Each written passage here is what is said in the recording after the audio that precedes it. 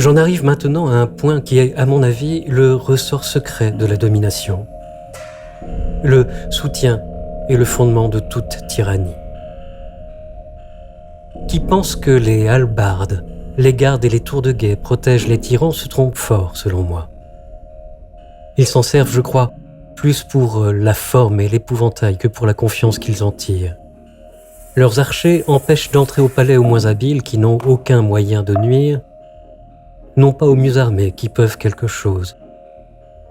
Parmi les empereurs romains, il est facile de voir que moins nombreux furent ceux qui ont échappé au danger par le secours de leurs gardes qu'il n'y eut de tués par leurs archers mêmes. Ce ne sont pas les bandes de gens à cheval, ce ne sont pas les compagnies de fantassins, ce ne sont pas les armes qui défendent les tyrans. On ne le croira pas au premier abord, mais c'est la vérité.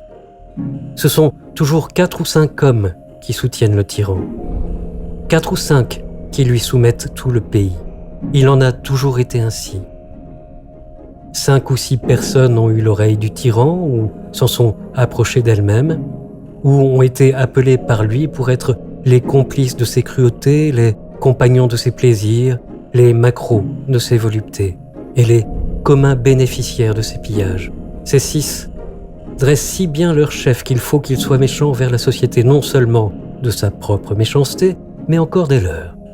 Ces 6 en font profiter sous eux 600 qu'ils rendent responsables autant qu'ils ont rendu responsable le tyran.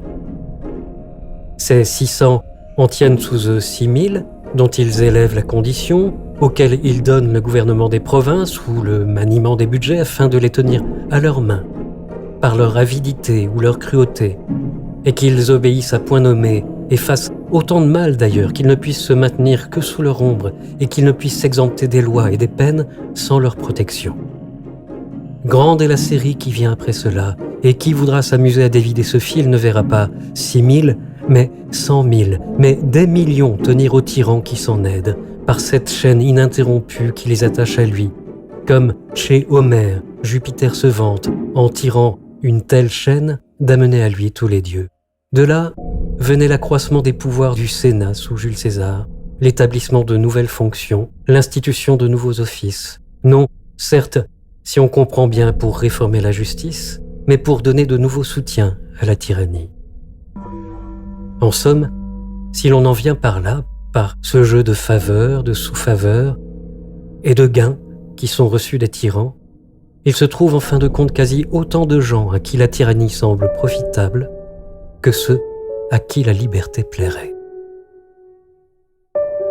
Et comme les médecins disent qu'en notre corps, bien que rien ne paraisse changer, si une tumeur apparaît en un endroit, dès lors tout vient tendre vers cette partie véreuse. Pareillement, dès lors qu'un roi s'est déclaré tyran, tout le mauvais, toute la lie du royaume, je ne dis pas un tas de petits voleurs et de balafrés qui ne peuvent guère faire ni mal ni bien à une république, mais ceux qui sont possédés par une ardente ambition et une avidité notable, se groupent autour de lui et le soutiennent pour avoir part au butin et être, sous le grand tyran, de petits tyranneaux eux-mêmes.